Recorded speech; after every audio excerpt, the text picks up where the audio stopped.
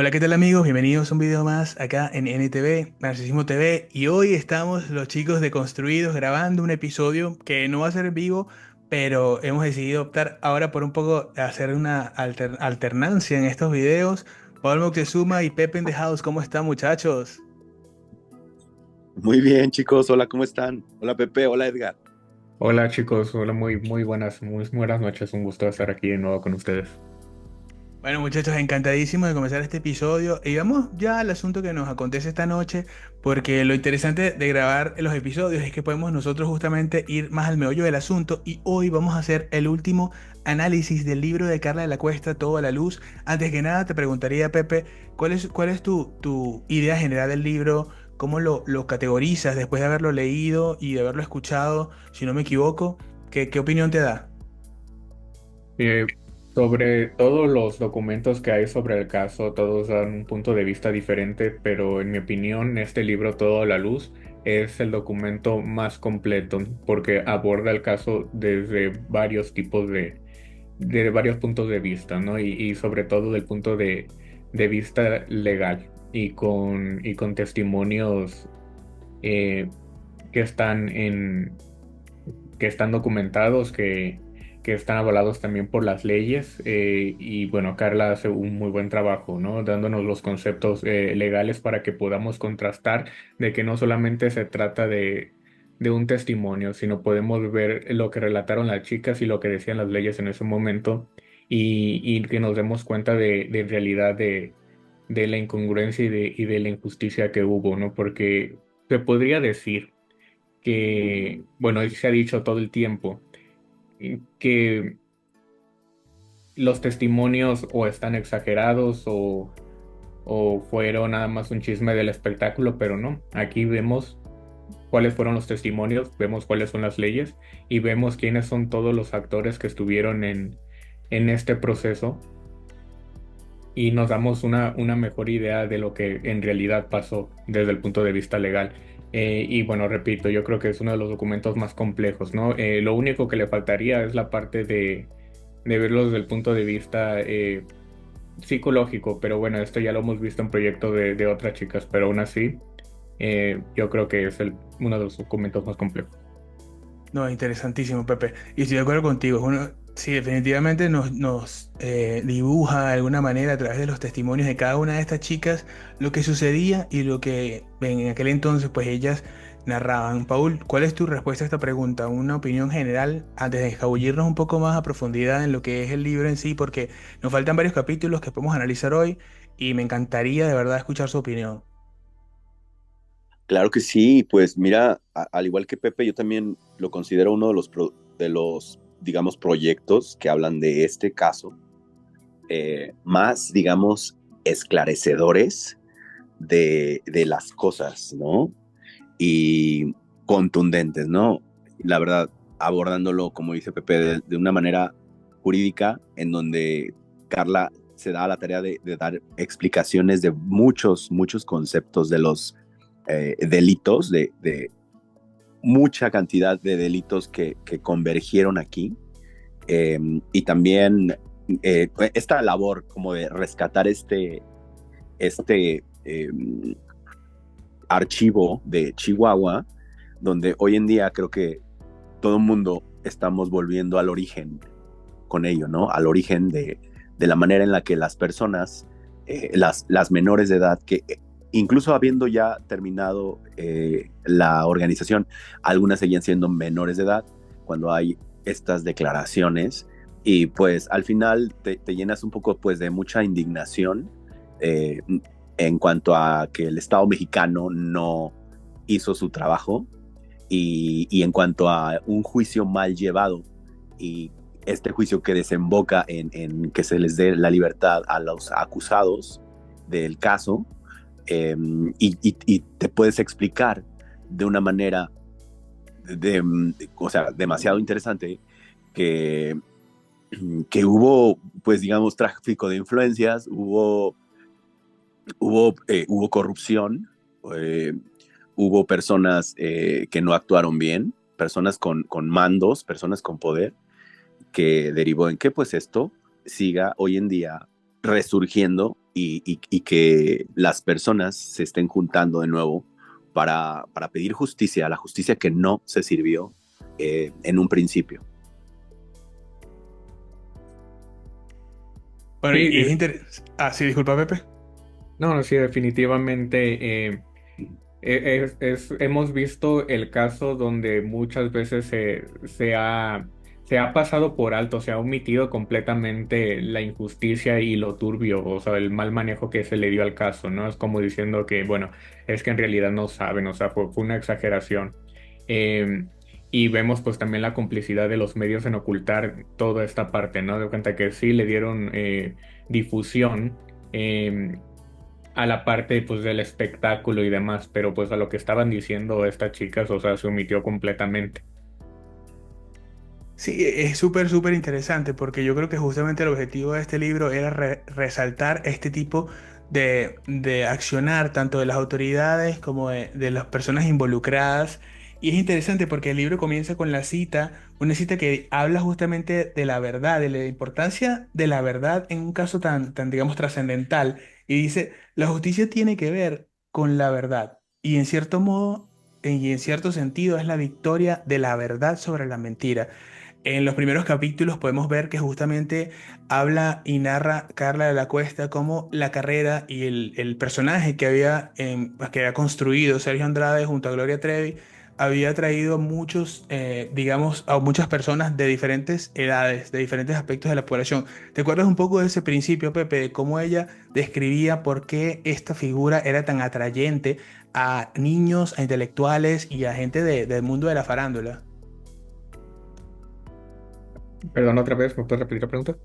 Sí, te decía que si te acuerdas al principio, cuando ella describía todo esto de cómo Gloria Trevi, el personaje, se había convertido en algo que era muy atrayente para figuras de cualquier edad, tanto los intelectuales como así en general, ¿sabes? Como que como los niños también eran atraídos a esta figura, que en ese momento había justamente una necesidad de un personaje que llegara a romper los moldes tan preestablecidos en una industria del entretenimiento como en ese entonces lo era la industria latinoamericana y mexicana en particular. Sí, bueno, definitivamente una figura completamente creada de la mente bueno, que él es el principal eh, responsable y culpable, ¿no? De todo lo que pasó con nuestra organización de Sergio Andrade, ¿no? Que pues en su mente maquiavélica vio lo que en los medios, en otros países, bueno, principalmente en Estados Unidos, en el medio del espectáculo, lo que era lo que era disruptor en ese momento, lo que estaba llamando la atención. Entonces, o sea, y creó él toda esta imagen y esta maquinaria para el público latino.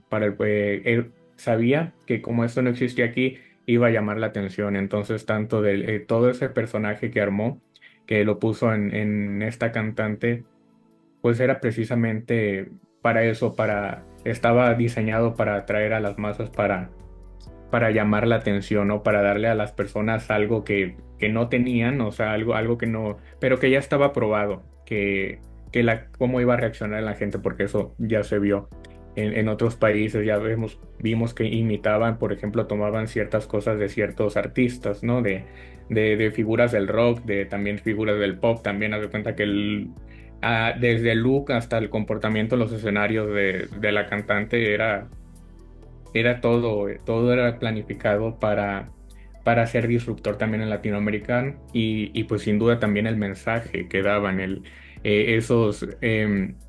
mensaje pseudo feminista y progresivo, también era una copia de cosas que ya se habían visto en otros países. Entonces, pues eso para nosotros como público latinoamericano era novedad, ¿no? Entonces, sí, resultó ser muy atractivo, ¿no? Para la sociedad, porque bueno, estábamos un poquito todavía en un poco conservadores, ¿no? Que todavía estamos, pero en ese entonces no tanto. Lo que sí me sorprendió esta parte es que cómo llegó también a los niños, ¿no? A los más pequeños, ¿no? Porque ahí sí no sé si en realidad era la intención, ¿no? De esta mente maquiavélica de Oh, Sergio Andrade de llegar, como si sea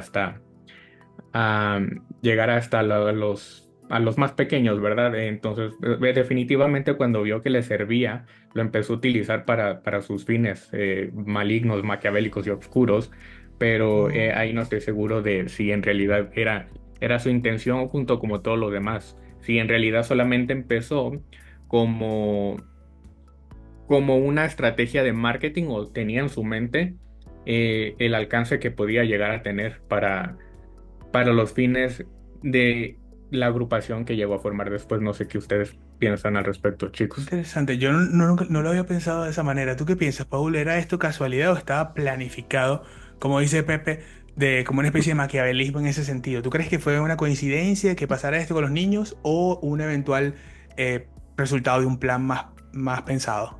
Pues mira, fíjate que, por ejemplo, en los casos específicos de cuando se comenzaba a hablar de cosas también, digamos, disruptivas y desafiantes, ¿no? Lo que, los conceptos que la sociedad tenía como ya, digamos, aprendidos o que eran un poco conservadores, cuando de repente lanzaba cosas o ideas disruptivas como tipo que la virginidad no tenía tanta importancia, que en las mujeres la virginidad era como solamente una telita y que eso no era importante, conservarlo. Eh, También cosas como romper como cosas que tenían que ver mucho, yo creo que con los valores, ¿no? O sea, como que, y ya después, trasladándolo, hay un paralelismo entre esa narrativa y esos mensajes que se emitían, digamos, comercialmente, cuando ella llegaba a tener conversaciones en sus inicios. También es bien interesante cuando lo puedes ver que en las mismas declaraciones de las chicas cuando describían este proceso del grooming, ella también todo el tiempo aludía a que no fueran anticuadas, que no fueran conservadoras, que no, que no consideraran tan importante pues como eso, ¿no? Justamente pues la virginidad y es bien interesante porque ahí es innegable que estos mensajes siempre se dijeron, ¿no? Y ahora cuando los ves plasmados en las declaraciones de ellas mismas en Chihuahua, no puedes no asociarlo con eso porque era completamente algo que todo el tiempo se llevó a cabo. Sí, yo estoy de acuerdo contigo, Paul. Yo creo que estaba planificado en algún punto, quizás salió de manera espontánea, pero al mismo tiempo salió y fue un instrumentalizado al final. Pero me parece maravilloso que justamente el libro comienza con esto, nos sitúa en el personaje de esta cantante, nos contextualiza en la sociedad en la que estaba en ese entonces y de ahí empieza una, digamos, un camino en el cual ella intenta contarnos cómo fue que se estructuró esta organización criminal desde sus inicios. Y entonces ahí justamente queda el papel de lo atroz que justamente hizo pues Gloria y Mari al respecto del proceso de grooming, captación, digamos, mantenimiento, incluso obstrucción de la justicia en muchos aspectos. No sé, en este sentido Pepe, ¿qué piensas tú en cuanto a lo claro que quedó el papel de las personas que están en la cima de este esquema de poder? ¿Sí crees que se mostró bien justamente y quedó claro a las personas cómo fue que estas personas, tanto Mari como Gloria, eran las que ejercían todo el proceso de captación, mantenimiento y obstrucción? Bueno, yo creo que este documento es sumamente esclarecedor y de hecho, o sea, cambia completamente la impresión que yo tenía respecto al caso, porque cuando, bueno, el caso lo conozco desde hace décadas, pero yo incluso hasta hace 1, 2 años todavía desconocía muchas cosas. Yo pensaba también como se alega que todas fueron víctimas, todas estuvieron sometidas por esta persona, todas estuvieron en, en, en igual condición, ¿no? Pero bueno, hemos aprendido mucho también de cómo se conforman este tipo de organizaciones y que no simplemente funciona con es que hay una persona mala que controla todo, ¿no? Eh, como caricatura, ¿no? En realidad, para que una organización de estas características pueda seguir operando necesita la participación activa de muchas personas y la complicidad y también la omisión de muchas otras, como en este caso fueron de las autoridades, ¿no? En el caso específico de estas personas, de las cantantes, ¿no? De María Raquenel y de Gloria de Los Ángeles, sí, allí me esclareció mucho más cuál fue su rol dentro de la organización, de cómo funcionaba como este tipo de pirámides donde estaba pues la persona arriba, donde tenían sus niveles, ¿no? Que bueno, que en realidad solamente, o sea, podemos observar que son tres niveles, ¿no? Pues está a la cabeza el organizador de todo esto, el principal responsable es Sergio Andrade, y en la cabeza también, o en el documento como lo estamos viendo, está también Gloria. No, no está abajo. En el segundo escalón tenemos a María Raquenel, que es una mano ejecutora, y en el tercer nivel están todas las demás chicas víctimas, ¿no? Que sí sufrían de castigos, se sufrían de torturas, que no comían.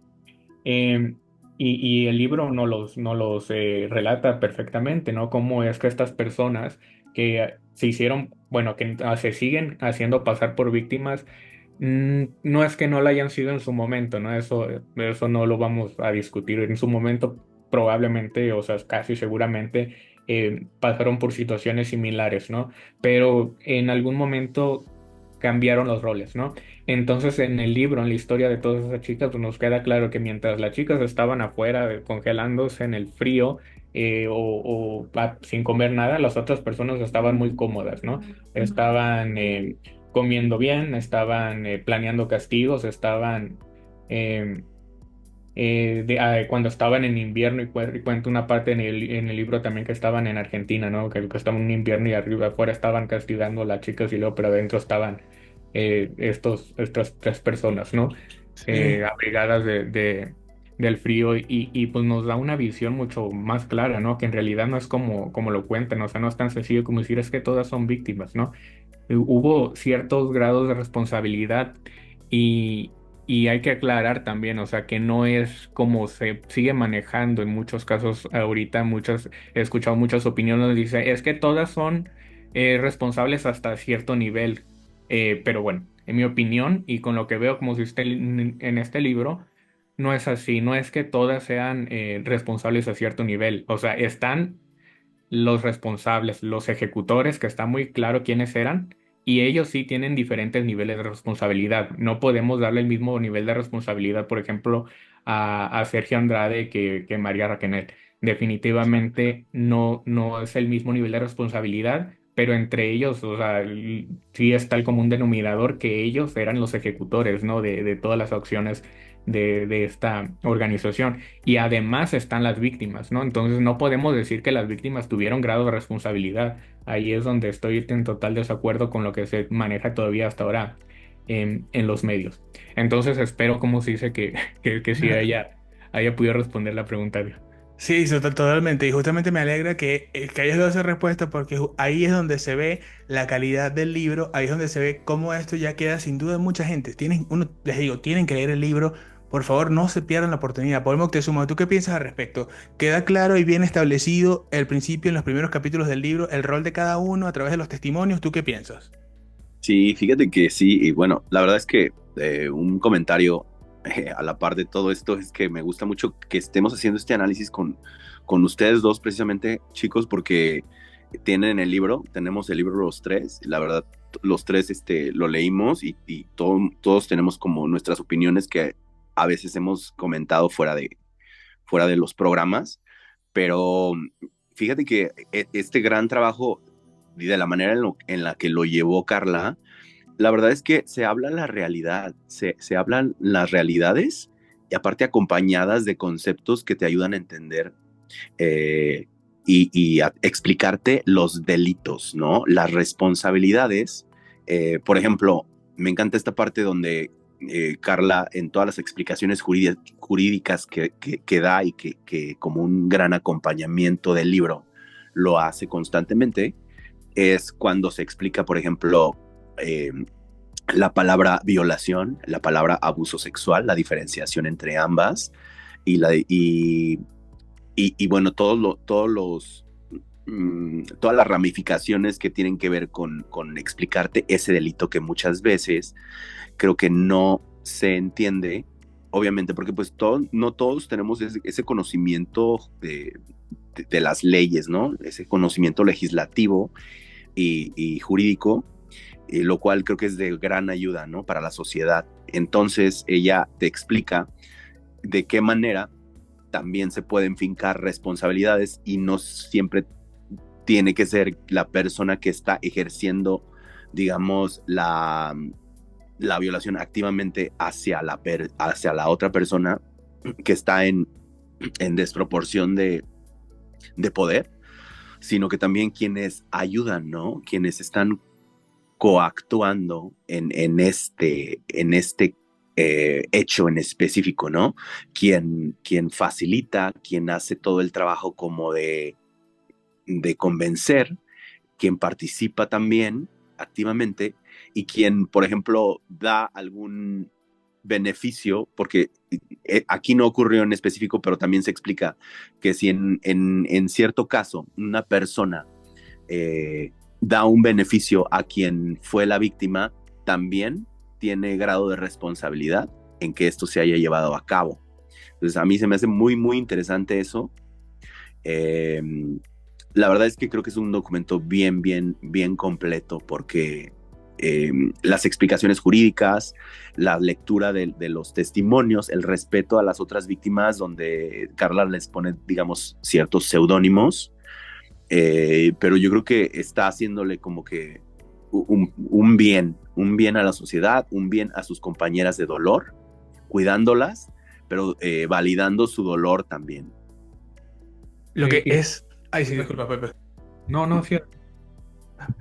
No, lo que iba a decir era que justamente esto de la trata tiene muchas, muchas capas. No, no piensas tú, Pepe. O sea, ¿y cómo queda el tema de la trata? También, ¿a ti te quedó claro justamente qué es la trata? Porque parece una pregunta un poco, no sé, ingenua o un poco tonta en ese sentido, pero a ti te quedó claro esto del tema de la trata, que es súper importante, porque no mucha gente en el fondo comprende cómo es el fenómeno de la trata. Sí, sí, definitivamente. Y es muy buena pregunta porque es otra cosa también que yo creo que hemos aprendido con este caso, ¿no? Porque cuando empezamos a escuchar de este caso, no lo relacionábamos con estos tipos de delitos, ¿no? Sabíamos que había delitos de diferentes tipos, pero no de trata de personas. Entonces eso también es algo que yo creo que, bueno, en mi caso he aprendido mucho de lo que ha hablado Carla, de tanto lo que ella ha dado como testimonio como como lo que escribió en el libro, para que podamos entender, o sea, de cómo funciona este delito, ¿no? Que quitarnos de la cabeza que la trata de personas solamente era explotar sexualmente a las personas.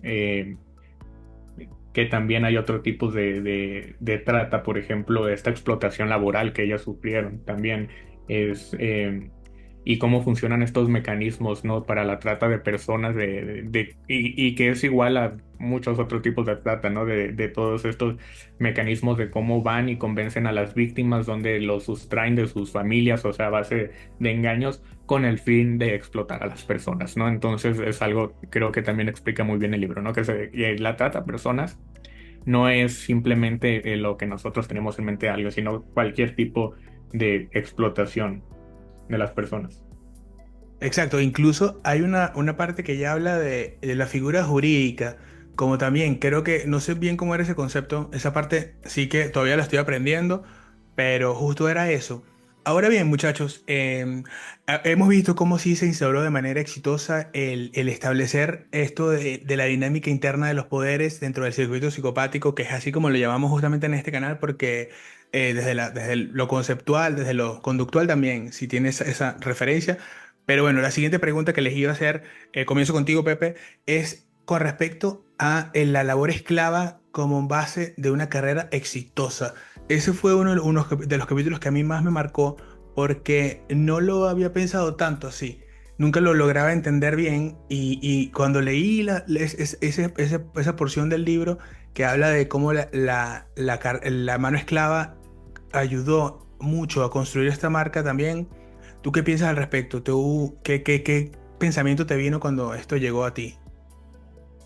Sí, la verdad, creo que Carla en este libro lo que está intentando es que el lector entienda, ¿no? Que entendamos todos, ¿no? Porque todo el mundo tenía esta idea, ¿no? De que estas chicas estaban viviendo, que estaban aprovechándose del éxito de esta carrera, ¿no? Que eran como una especie de parásitos, ¿no? Que estaban alimentándose de eso cuando era todo lo contrario, ¿no? O sea, era una carrera, como se dice, que está basada en la explotación de las otras personas, o sea, en todos los sentidos, o sea, estaban trabajando sin ninguna paga, ni siquiera, o sea, les daban de comer, o sea, estaban trabajando obligadas, ¿no?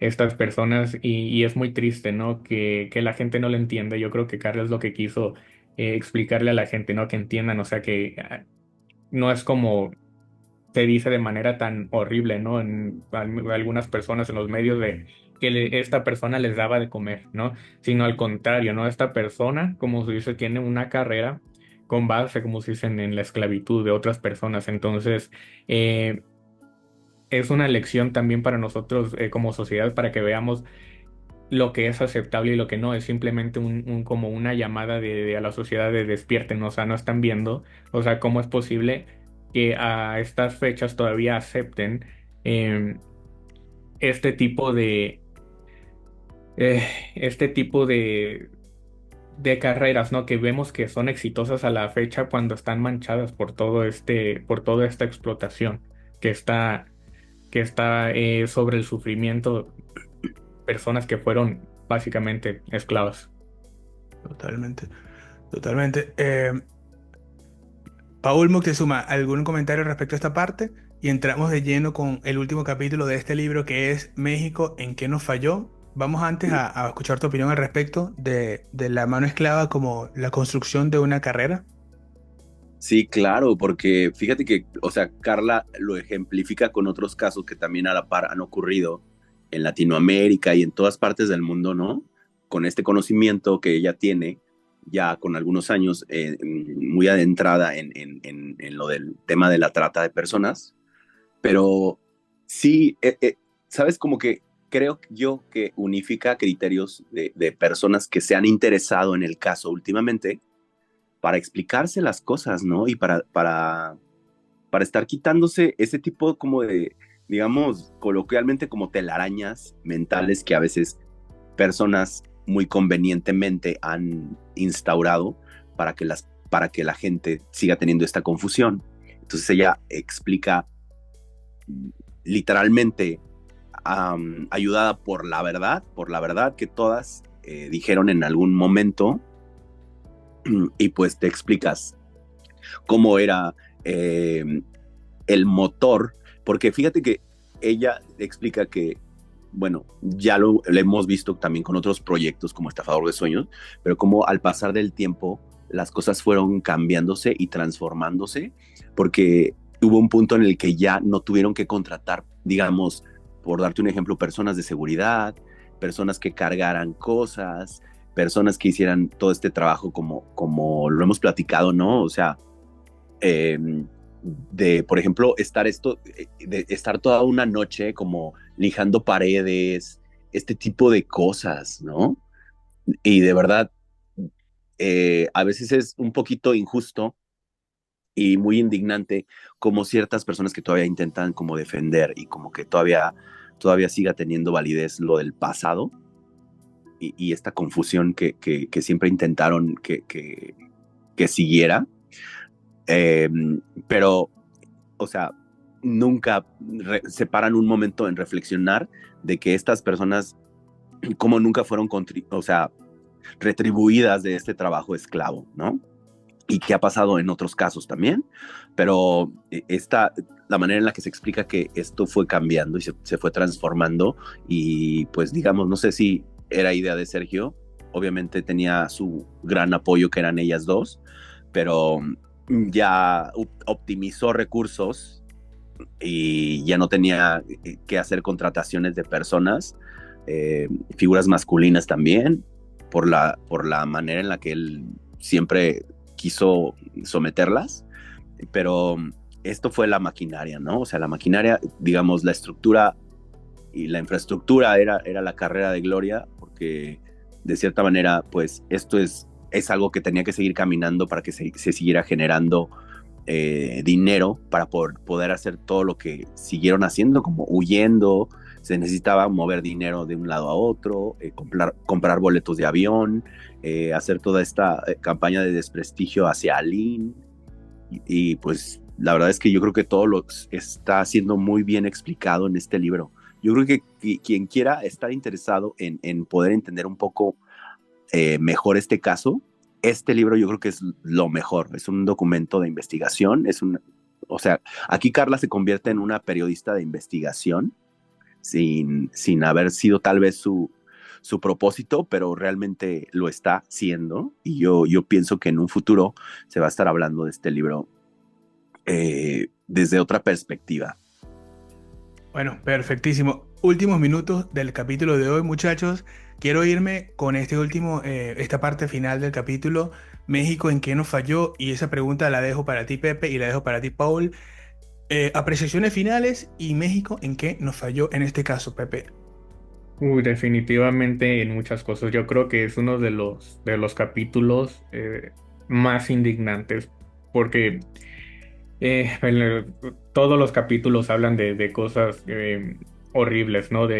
Tal como lo mencionan, de atrocidades cometidas, pero en este capítulo, aunado a todas estas atrocidades, también tenemos cómo la sociedad, no solamente las leyes, toda la sociedad le dio la espalda a las víctimas, ¿no? Y vimos cómo se mencionan nombres de personas involucradas en el caso con sus conflictos de intereses, o sea, es que no lo podemos poner a estas alturas como una interpretación, o sea, definitivamente había conflicto de intereses por todas partes, ¿no? Por muchas personas. Se menciona también, o sea, mucho el rol de este juez Javier Pineda, eh, el de su esposa también, y en el proceso y su rol posterior también, que pues, lo hemos visto que sale en fotografías, en conciertos de esta cantante también que trabaja para su equipo de abogados personal, ¿no? Entonces también es una parte muy indignante y yo creo que también es una de las partes más valientes, ¿no? De Carla de exponer esta parte, ¿no? Porque aquí ya está dando nombres, o sea, y menciona más de una persona que todavía eh, ya no están trabajando, creo, la mayoría, o si no es que todos en el gobierno mexicano, pero siguen siendo personas influyentes y personas importantes. Y siempre lo que me ha indignado esta parte no solamente es de la omisión de las autoridades. Vimos que hubo omisiones desde las primeras denuncias de Aline y las de Guadalupe Carrasco también, hasta todo el proceso que hubo después de que la Interpol atrapara a esta gente en Brasil, ¿no? Porque estamos hablando de personas que cometieron delitos en muchos países. Está muy documentado, esto lo vemos en el libro y fue un proceso de verdad vergonzoso y una sentencia ridícula también. Es simplemente es algo que podemos apreciar, o sea, podemos inferir, no lo podemos decir con seguridad, pero yo creo que es bastante evidente a estas alturas que todo fue una simulación. Vamos a tener unos años a este señor encerrado nomás para, pues, mientras se les olvide a la gente y luego lo dejamos salir, ¿no? Sin ningún cargo y pues ya ni hablamos de las otras partes responsables, ¿no? Eh, y también lo que me indigna mucho también es para que esto pueda pasar, para que estas personas, o sea, para que estos jueces, para que estos funcionarios puedan actuar con tanta impunidad y con tanta corrupción, se necesita que muchas personas que estuvieran alrededor también se hicieran los ciegos, se hicieran de la vista gorda, que pretendieran que no estaban viendo lo que estaban viendo.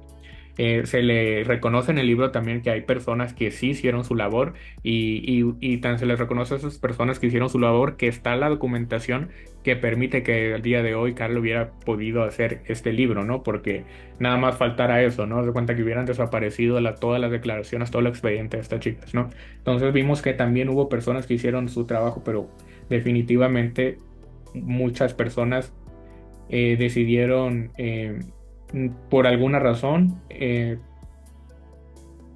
dejar pasar todo esto que estaban viendo, que evidentemente era erróneo, porque pues, o sea, Carla nos pone cuáles son los delitos en el Código Penal y nos pone los testimonios y definitivamente encajan. O sea, es imposible que alguien que trabaja en las leyes, alguien que tomó una declaración no vea toda esta cantidad de delitos en los testimonios de estas chicas y no hubieran abierto de oficio procesos, ¿no? Definitivamente hubo algo más ahí. Sí, totalmente. Otro punto, bueno, un último punto es que, por ejemplo, o sea, ella destaca que los protocolos importantes que tenía México en vigencia, también que no fueron respetados, o sea, totalmente fueron ignorados. Y, por ejemplo, ahora puedo decir que tiene mucho sentido lo que muchas veces dices tú, Edgar, que esto se lo platicas a una persona extranjera, ¿no? Alguien anglosajón, y es inverosímil, la verdad, no pueden creer que esto caminó de la manera en que caminó, desembocó en que no hubiera justicia, ¿no? Serían, yo creo que mis últimos comentarios, de verdad. Sí. Pero gran libro. Bueno, excelente libro, y a la gente que bueno nos está escuchando, quiero decirles que esto fue una producción tanto de Pepo Beats como de Moctezuma Clips y Narcisismo TV. Vamos a estar siguiendo más este caso, vamos a seguir acompañándolos a ver en qué deparará todo esto. El libro es una pieza fundamental para entender el caso. Como dice Pepe, una de las piezas más importantes porque es también al mismo tiempo, como dice Paul también, es un libro de periodismo de investigación. Sin querer serlo, se ha convertido en un referente y ha arrasado en muchas tiendas. La gente lo está leyendo muchísimo, me alegro. Y desde acá le mandamos un enorme abrazo justamente a la escritora, que es una valiente por haberse enfrentado al poder ante tanta adversidad. Hasta la Claro. próxima. Abrazos. Chao, chicos. Chicos, saludos a todos.